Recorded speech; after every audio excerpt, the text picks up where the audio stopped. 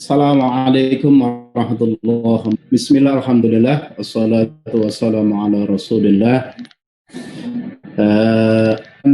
Catatan ya, beberapa ini sempat langsung saya print biar untuk memudahkan saya melihat. Saya bisa menayangkan ini ya, share. Oke. Saya coba dulu, Pak. Ini saya belum, ya ini mungkin saya harus di apa itu? Ya. Udah, Pak. Udah ya? Oke.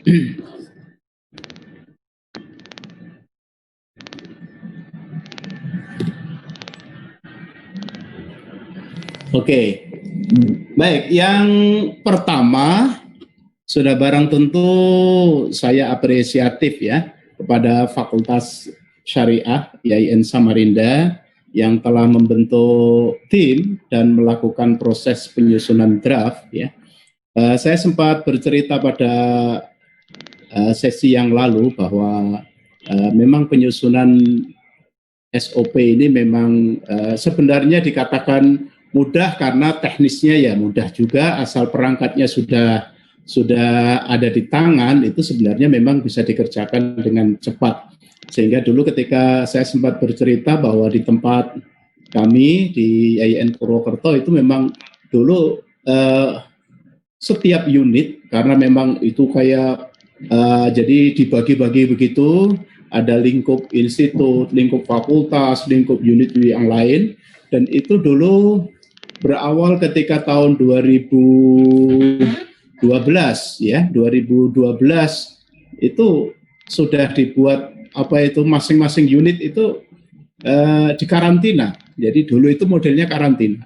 Jadi karantina di apa itu di hotel, karena memang kalau di kampus itu kan ya tidak mudah meskipun mengumpulkan terutama teman-teman itu. Dan memang sebenarnya begitu sebenarnya, cuma karena ini situasi pandemi ini yang saya sempat cerita, padahal sebenarnya ini kalau di apa itu digodok begitu sebenarnya 2-3 hari itu sebenarnya selesai sebenarnya, asal bahannya sudah cukup ya. Yang kedua, tentunya kalau bicara jenis, macam dan jumlah SOP tentunya sangat bergantung kepada kebutuhan. Need assessment yang kemarin sudah saya sampaikan, itu sudah barang tentu bisa memilah apabila ternyata sedemikian banyak hasil identifikasi itu. Ya, tadi sempat saya foto ya, foto salah satu contoh yang saya kirimkan Bu Syam ya, Bu Syam, bahwa setiap fakultas itu rata-rata di IAIN Purwokerto itu 150-an ya, lebih dari 100 ya, ada yang 120, 130 SOP itu setiap fakultas ya, sehingga jumlah halaman yang terdokumen secara fisik itu kalau fakultas itu salah satu contoh yang tadi saya foto itu 177 halaman itu yang fakultas.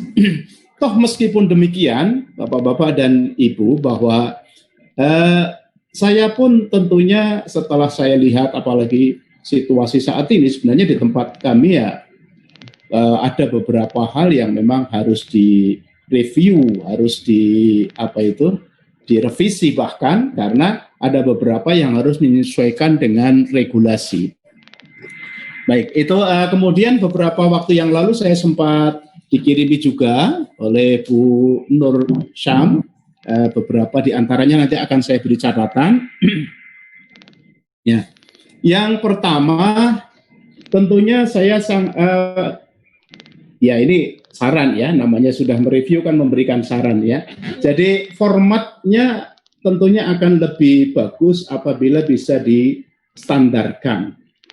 Standar maksudnya di sini disamakan, kita mengacu kepada ini, dan sudah saya beri contoh juga.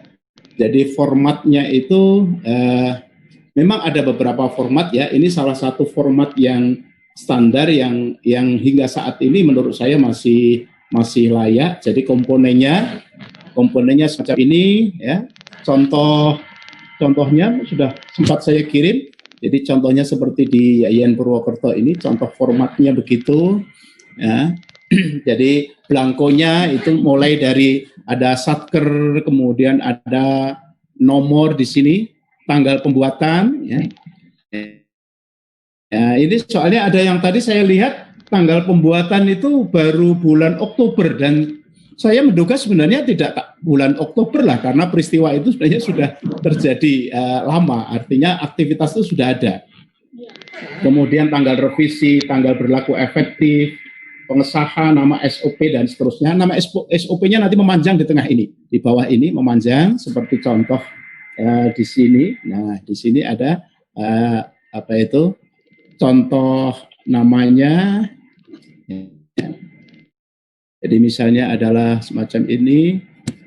Nah, jadi contohnya ini adalah SOP penerimaan laporan hasil penelitian misalnya begitu. Jadi format terutama yang pertama ini tentunya saran saya adalah format tentunya akan lebih bagus bisa disamakan saja. Mengapa ini? Karena saya lihat ada beberapa yang formatnya berbeda. Ini ada yang formatnya gede-gede banget ini, ya. Ada yang formatnya flowchart, ya, dengan ukuran besar, ya. Sementara yang lain yang saya print ini ada yang formatnya begini. Nah, ini tentunya bisa disamakan dan nanti dikompilasi menjadi satu buku begini ini, ya. Sehingga memudahkan. Meskipun di sini juga ada nanti ada pengantar, ada tujuan ya, macam-macam. Tapi bagan alirnya itu bisa disamakan.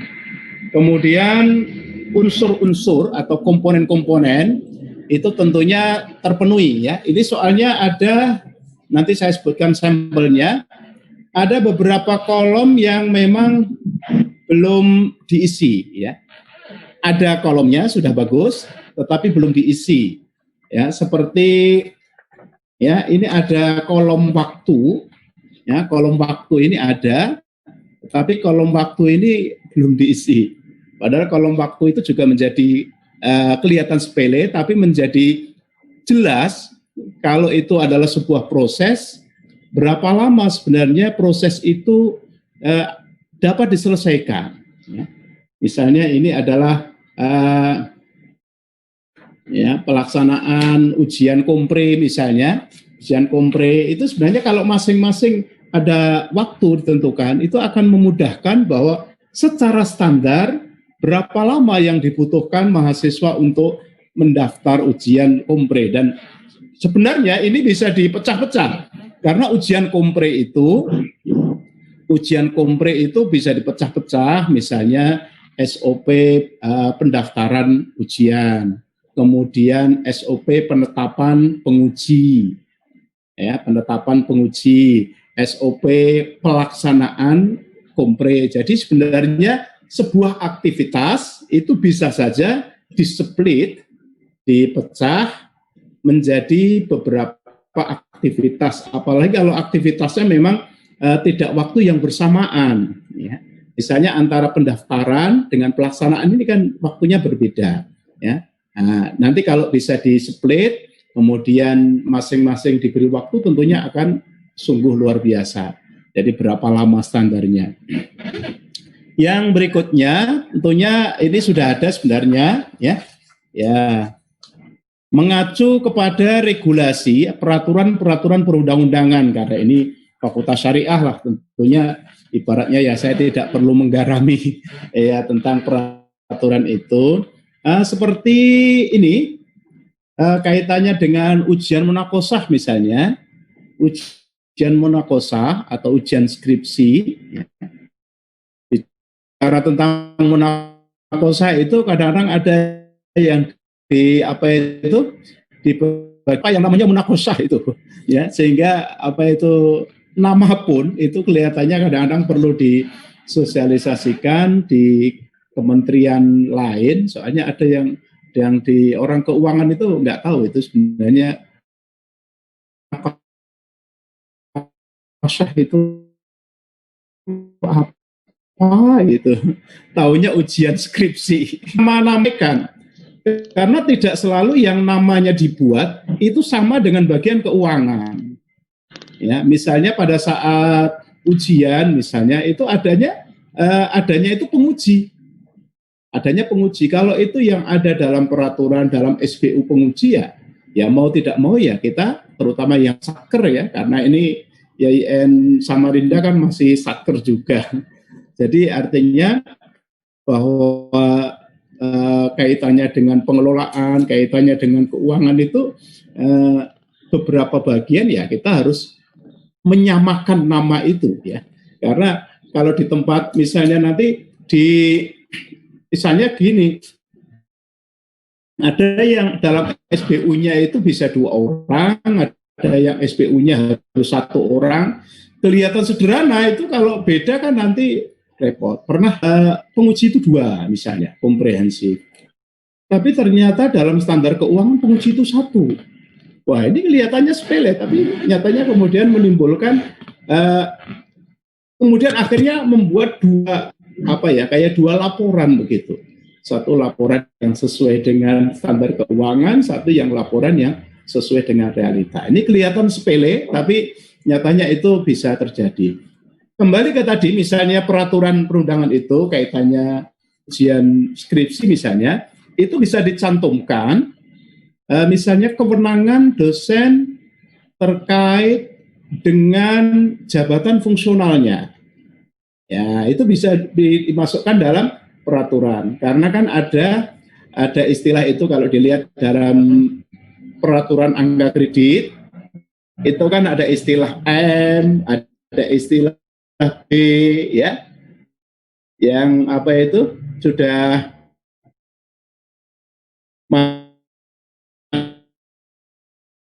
bahwa misalnya jabatan fungsional minimal untuk menjadi pembimbing, penguji, ya, itu kan ada regulasinya, itu bisa dimasukkan. Itu yang nomor 4 ini adalah mempertimbangkan situasi dan kondisi. Ini yang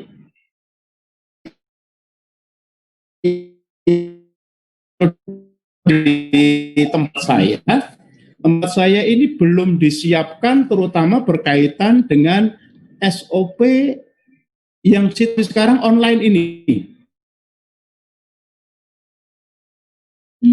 Realitanya sudah, artinya realitanya saya terus terang mengatakan memang misalnya kan beberapa, nggak tahu di Samarinda, di tempat saya kan semua pelaksanaan semenjak Maret itu adalah online.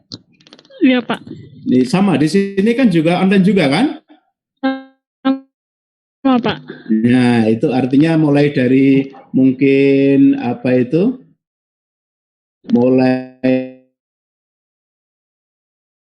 proposal, ya, ujian komprehensif, saran, semua itu kan daring, online. Ya online semua. Nah itu ya, Pak, prakteknya ada, tetapi standarnya belum ada. Iya, kalau Pak, tempat betul. Saya, kan? Kalau tempat saya belum ada, ya. Ada masih yang dalam bentuk yang ya SOP yang eksplisit untuk mengatur secara online hingga saat ini belum, ya. Ya, ini yang menurut saya sepele, dan kalau saya kebetulan sebagai LPM ya sebenarnya itu harus segera, cuma kan tidak mungkin kita mengadakan kegiatan yang kadang-kadang yang belum ini kendalanya satker itu kan kadang-kadang kayak, ya saya pikir senasib lah, Samarinda kan juga sama, ya, sama prosesnya, termasuk sekarang sama-sama yang akan beralih ke universitas, sama. Dimana kalau satker itu kan tidak mudah untuk melakukan penggantian kegiatan di tengah jalan, ya. Nah ini, kemudian catatan berikutnya mudah diimplementasi, itu jelas barang tentu, agar tidak SOP itu menjadi dokumen mati. Artinya dokumen mati itu dokumen tapi tidak bisa diimplementasikan. Pak Asep, SOP tentunya ya SOP itu sifatnya harus dinamis. Artinya bahwa harus terus-menerus dengan apakah menggunakan PPEPP, artinya harus dilakukan peningkatan, ya. Peningkatan terutama adalah standarnya. Ya. Itu catatan secara umum. Adapun format kemarin sudah saya kirim, jadi nanti bisa disesuaikan, tidak sulit kok, hanya template-nya, asal dibuat template dulu, kolom itu dibuat template, nanti tinggal di copy aja, diisi begitu.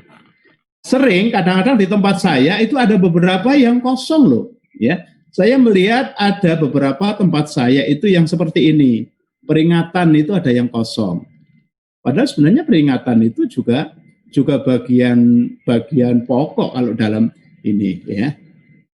Termasuk apa itu? Kualifikasi di sini, kualifikasi peralatan kelengkapan ini ada yang sebagian belum diisi, ada yang sudah ada tapi belum diisi.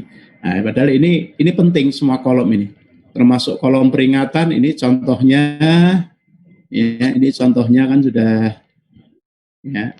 Nah ini kan ada ini contohnya, nggak tahu terlihat apa enggak ini, ya. Jika SOP tidak dilaksanakan maka akan, ya, jadi peringatan. Ini penting agar seluruh elemen terutama yang terlibat itu bisa mengikuti rambu-rambu dari SOP itu. Nah, oke. Nah, ini kemudian kalau yang spesifik, ya, yang spesifik yang ya mungkin tidak semua, ini yang ujian komprehensif, ya. Ya, tentunya sama dengan tadi ujian komprehensif, format bisa disesuaikan atau disamakan lah nanti, ya. Dosen penguji misalnya tadi bisa mengacu kepada peraturan, ya, dan dapat dieksplisitkan di situ, misalnya persyaratan sekurang-kurangnya itu kan ada, kan di bagian atas itu kalau siapa yang terlibat itu kan ada kualifikasi. Kemudian tadi sudah saya sampaikan, ya, ini contoh ini kolom waktu ini sudah ada. Waktu sudah ada, tapi ini rata-rata di sini masih kosong, ya, masih kosong. Padahal waktu ini komponen penting, ya, waktu. Kemudian saya ada sedikit ini, misalnya ini yang bagian komprehensif ini, kalau di YIN Samarinda ini yang dipakai ketua dan sekretaris jurusan atau ketua dan sekretaris program studi. Yang dipakai apa itu? Yang kenapa ada apa, Bang? Kalau yang dipakai di sini ketua dan sekretaris jurusan atau ketua dan sekretaris program studi. Program studi, Bapak. Program studi, Pak. Program studi. Iya. Ini berapa ya tutup legis? Ya, jadi ketua dan sekretaris program studi. Tapi saya belum melihat di sini ada tampak sekretarisnya, belum ada ini. Itu hari Kamis, yuk. Ya, ini nggak tahu ini. Ini ada legis tuh Bapak, aku legis no. Staf program studi, ketua program studi. Apa bedanya? Dosen, tapi di sini sekretaris bingung juga. Saya tidak melihat. Soalnya aku nggak pernah kan kita apa aja yang dibuktikan surat itu. Anu nyatanya, akte kelahiran anaknya. Buku nikah, buku keluarga. Itu perlu nggak ya? Kemudian bagian kelengkapan. Bisa aja. Bagian kelengkapan, ini bagian kelengkapan. Ini saya beri catatan ini, bagian kelengkapan ini. Artinya kalau bagian kelengkapan ini sudah ada beberapa yang online, sebenarnya bisa meminimalkan persyaratan yang begitu rigid, ya. Jadi kalau misalnya sudah misalnya bukti lulus seminar proposal sebagai contoh, kalau sebenarnya itu sudah terdokumen secara otomatis, ya, itu sebenarnya langsung bisa terlihat. Ya, ini tentunya akan ke depan meminimalkan adanya dokumen kertas yang terus terang itu kelihatan sederhana tapi kan problem juga, ya. Ya, itu kalau orang apalagi berpikir go green, ya.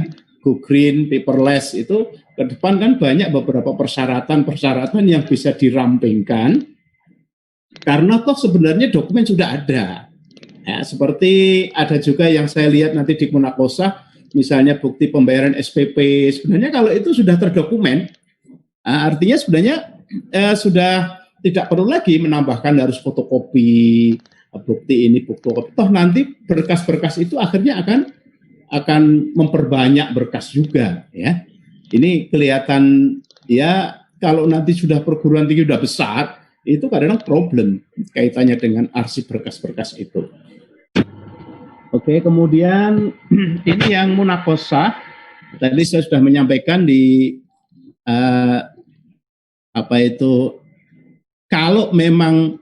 kalau di bagian keuangan nama itu masih ujian skripsi, menurut saya bisa namanya aja di dalam kurung atau ujian skripsi dalam kurung munakosah atau ujian munakosah dalam kurung ujian skripsi. Ya. Karena meskipun hanya nama itu kadang-kadang bisa, karena tidak semua terutama Departemen Keuangan Kementerian Keuangan itu ya istilah-istilah yang dipakai di perguruan tinggi keagamaan yang nadanya Islam itu Arab itu kadang-kadang ada yang belum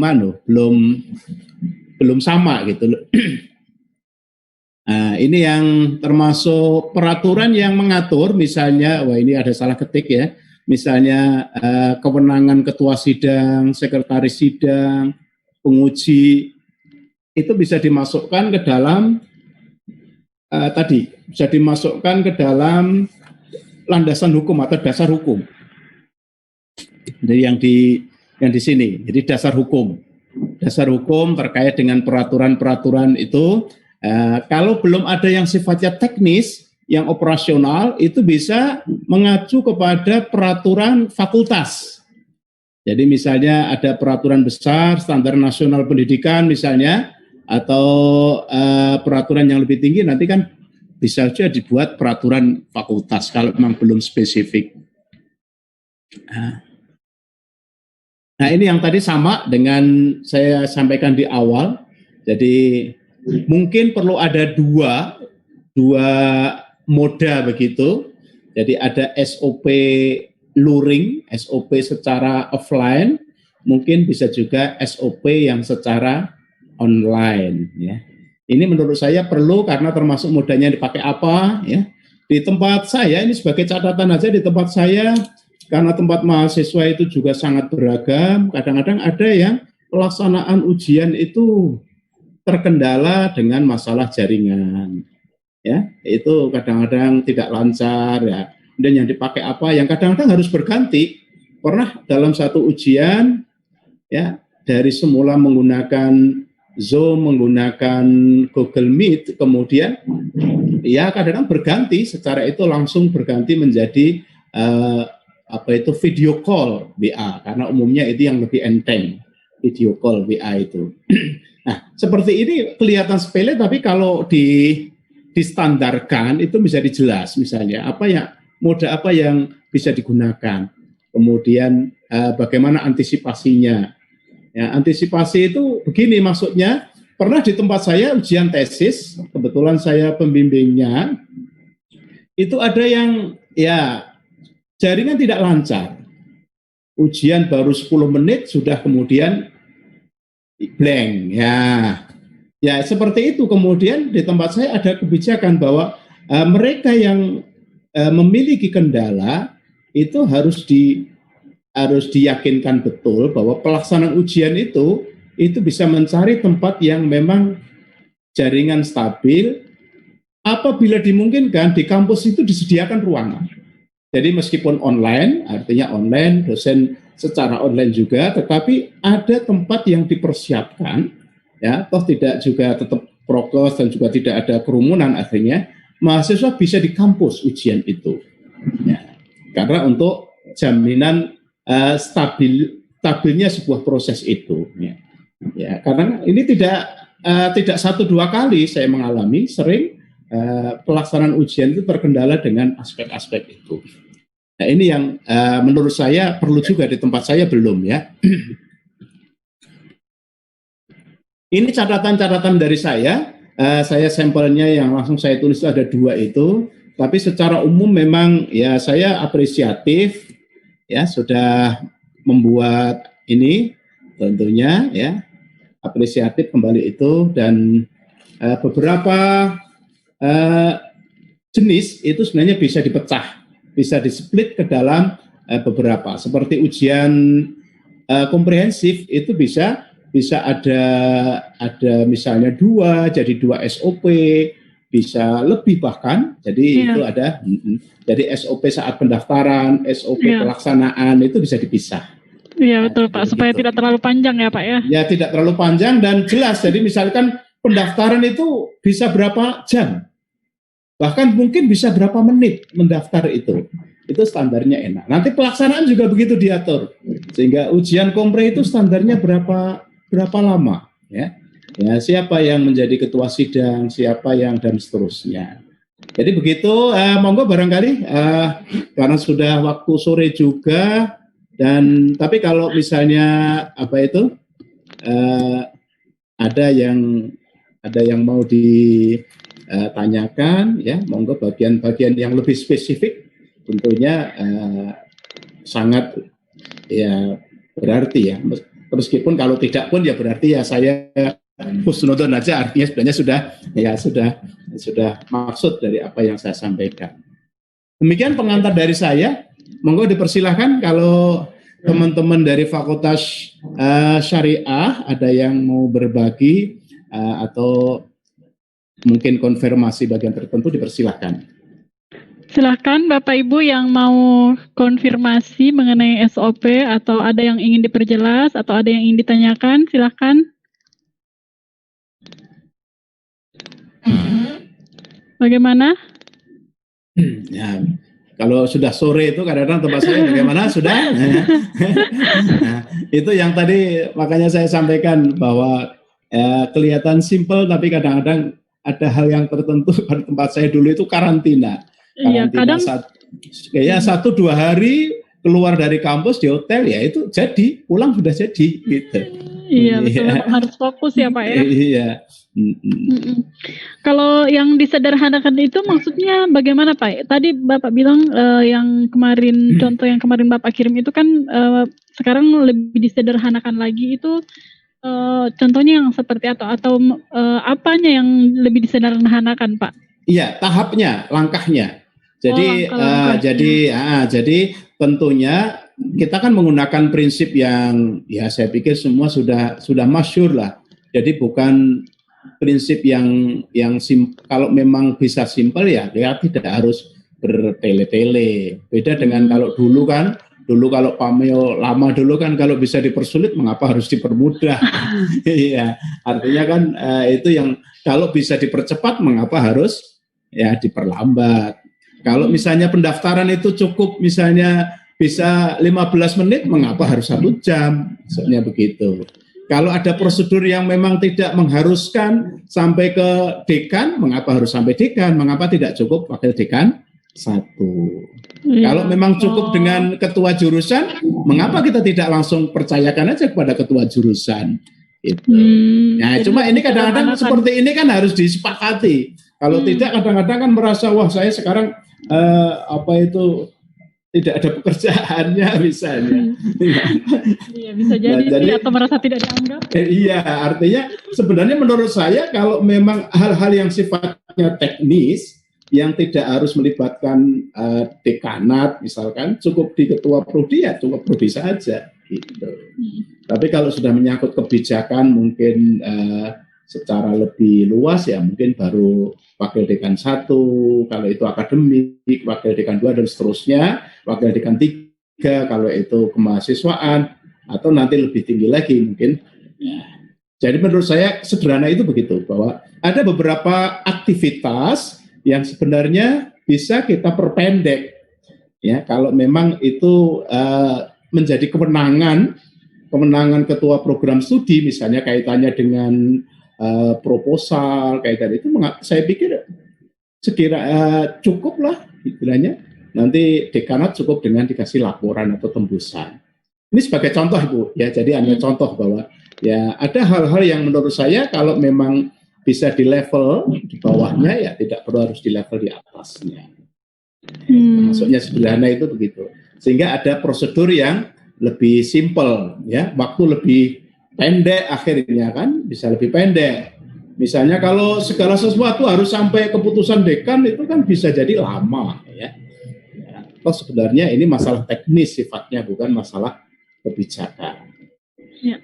Baik Pak, kalau ini mau konfirmasi tadi mengenai SOP daring ya Pak ya yang berlaku sekarang. Nah kemarin kan kita sudah buat SOP yang misalnya ujian kompre atau ujian munakasa tadi.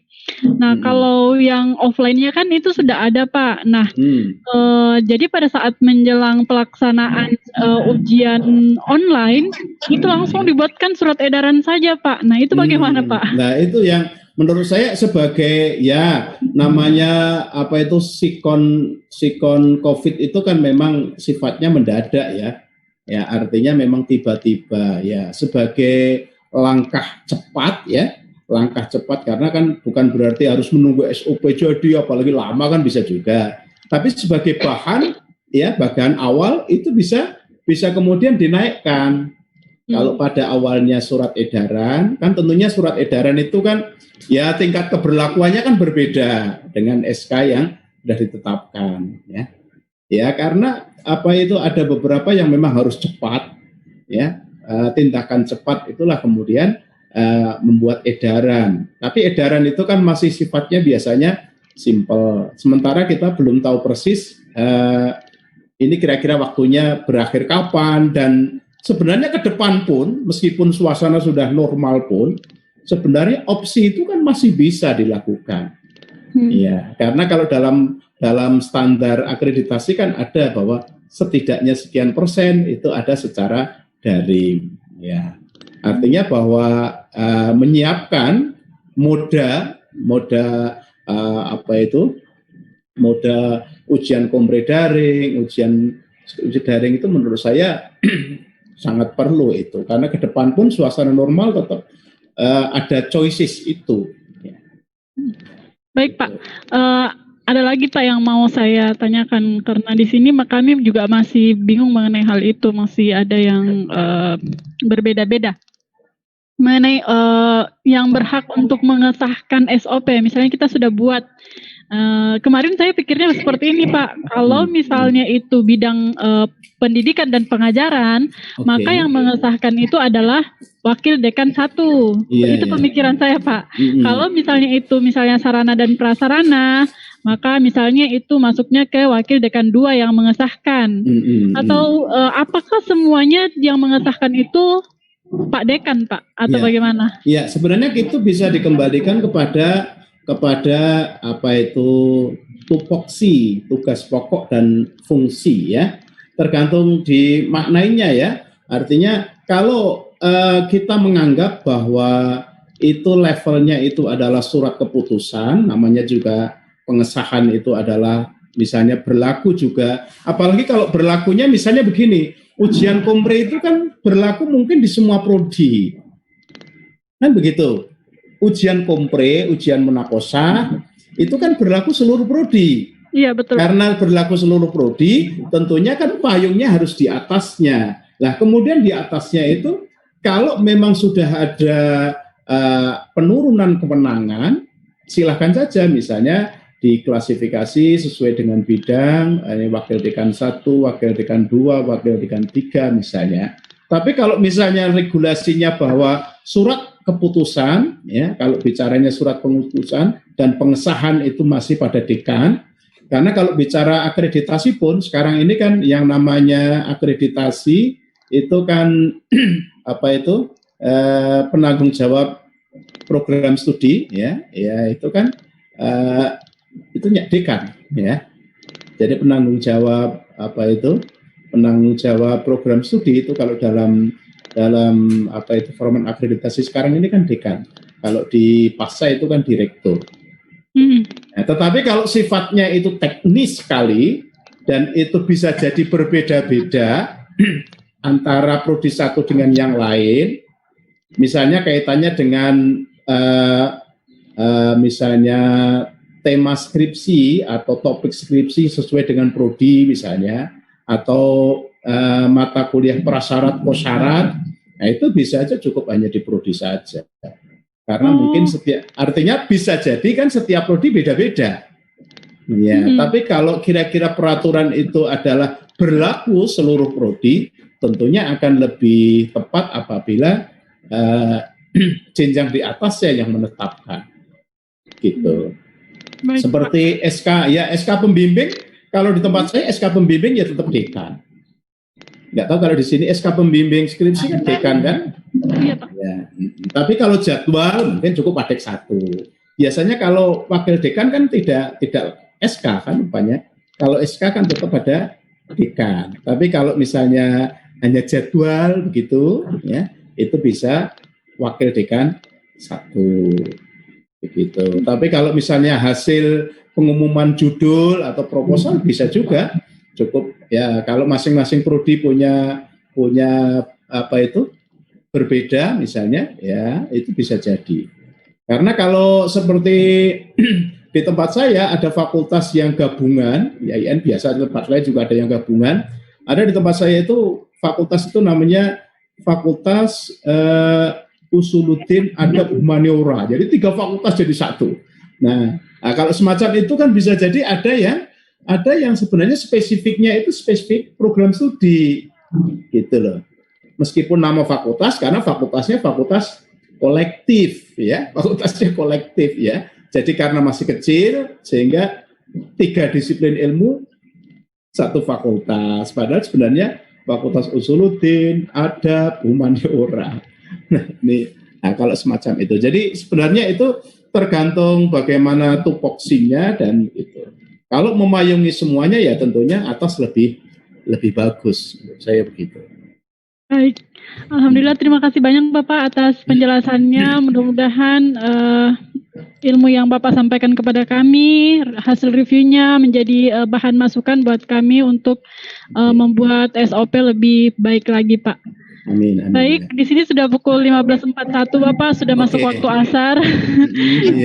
Sebenarnya masih ingin diskusi dan bertanya-tanya lagi, tapi mudah-mudahan di lain waktu ada kesempatan lagi Pak. Semoga masih bisa berbagi, yang penting semuanya semangat, sehat. Ya, semangat untuk terus-menerus itu yang tadi juga saya pikir sama saya menggarisbawahi dengan Pak Asep. Jadi ada semangat upaya untuk terus-menerus improve ya. Itu menurut saya disitulah hidupnya, dinamikanya. Sudah punya tapi langsung baku, tidak ada dinamis, menurut saya ya bisa dikalahkan dengan kecil-kecil tapi jalan terus ya. Besar tapi lari setelah itu berhenti kan ya bisa dikalahkan yang pelan jalan-jalan tapi itu terus progres. Continue ya. Iya, continuous. Mungkin begitu. Sudah cukup? Iya Pak. Terima kasih banyak. Iya Pak. Oke, kalau sudah cukup barangkali dari saya itu mohon maaf apabila ada yang kurang pas ya karena apa ya model begini ya sehingga memang tadi sudah disampaikan juga sama tentunya karena kita sudah mindset kita kan terbiasa mindset offline ya artinya ya beberapa hal tentunya tidak atau kurang optimal ya. Kalau langsung biasanya langsung saat itu selesai jadilah begitu lah. Mungkin gitu. Tapi ya setidaknya ini adalah sebagai ikhtiar yang menurut saya tentunya apresiatif. Barangkali begitu, kalau ada kesempatan barangkali bisa berbagi yang lain dan saya selalu menyampaikan pada teman-teman bahwa apa yang saya sampaikan itu adalah bergaransi. Artinya bergaransi itu bahwa suatu saat konsultasi ya asal jelas alamatnya itu saya akan selalu welcome untuk begitu. Oh, baik, Pak. Saya pada siapa saja selalu saya sampaikan siapa saja yang pernah merasa begitu saya bergaransi selama saya masih diberi panjang umur artinya konfirmasi itu masih bisa saya terima. Toh sangat mudah sekarang pasti begitu. Demikian sekali lagi mohon maaf dan apresiatif tentunya kepada Fakultas Syariah yang sudah berupaya ikhtiar untuk terus improve dan untuk terutama adalah kepada peningkatan kualitas baik akademik maupun yang lain. Kurang dan lebihnya mohon maaf sekali lagi ada yang keliru, ada yang kurang tepat saya mohon dimaafkan. Billahi taufiq wal hidayah. Assalamualaikum warahmatullahi wabarakatuh. Iya.